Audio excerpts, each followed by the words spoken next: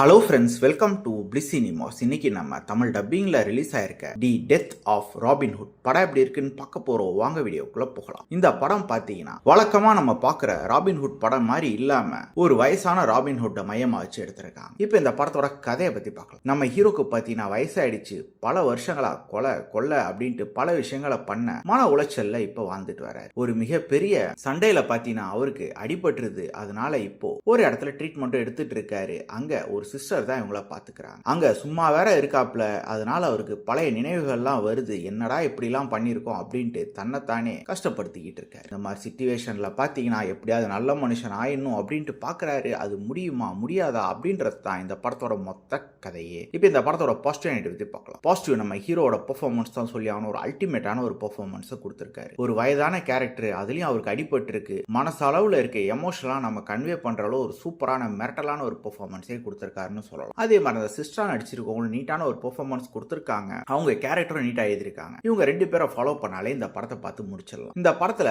ஆரம்பத்திலே ஒரு action portions வரும். அதெல்லாம் ரொம்ப கொடூரமா எடுத்து வச்சிருக்காங்க. அதனால இந்த படத்தை நீங்க ஃபேமிலியோட பார்க்கறத அவாய்ட் பண்ணிக்கலாம். இல்ல எனக்கு ஓகே அப்படின்னா நீங்க பார்க்கவும் செய்யலாம். ஆனா குழந்தைகளை அவாய்ட் பண்ணிக்கிறது நல்லது. மத்தபடி பாத்தீங்கன்னா படத்துல ஒரு சில இடங்கள்ல தான் ஆக்ஷன் போர்ஷன்ஸ் இருக்கலாம். அதெல்லாம் ஒரு நீட்டாவே எடுத்திருக்காங்கன்னு சொல்லலாம். ஒரு ராபின்ஹுட் இந்த மாதிரி கஷ்டப்படும் போது அவர் வாழ்க்கை எப்படி இருக்கு அப்படின்ற மாதிரி போர்ஷன்லாம் ரொம்ப நீட்டாவே காமிச்சிருக்காங்கன்னு சொல்லலாம். ஸ்டோரி டெல்லிங்கே பார்த்தீங்கன்னா கொஞ்சம் வித்தியாசமாக தான் சொல்லியிருக்காங்க. ரொம்ப ஸ்லோ அண்ட் ஸ்டடியாக சொல்லியிருக்காங்கன்னு சொல்லலாம். டெக்னிக்கலி படம் சவுண்டான ஒரு படம் தான். இந்த படத்தோட நெகட்டிவ் பற்றி பார்த்தீங்கன்னா படம் பயங்கர ஸ்லோவாக போகுது ஆரம்பத்திலேருந்து எண்டு வரைக்குமே. அது மட்டும் இல்லாமல் குறிப்பாக செகண்ட் ஹாஃப்லாம் பார்த்தீங்கன்னா பயங்கரமாக ட்ராக் ஆகுதுன்னே சொல்லலாம். நீங்கள் ஆக்ஷன் மூவி விரும்பி இந்த படத்தை பார்த்தீங்கன்னா கண்டிப்பாக அதுவும் உங்களுக்கு டிசப்பாயிண்ட் தான் பண்ணும். ஒரு சில ஆக்ஷன் காட்சிகள் தான் இருக்கவே செய்யுது. மொத்தத்தில் என்கிட்ட கேட்டிங்கன்னா இது ஒரு ஒன் டைம் வாட்சபிள் படம் தான். வேணும்னா ட்ரை பண்ணி பாருங்க.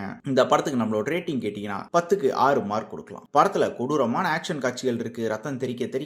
ஸோ ஃபேமிலியோட பார்க்குறத அவாய்ட் பண்ணிக்கோங்க. இன்னொரு வீடியோவில் சந்திக்கலாம். தேங்க்யூ.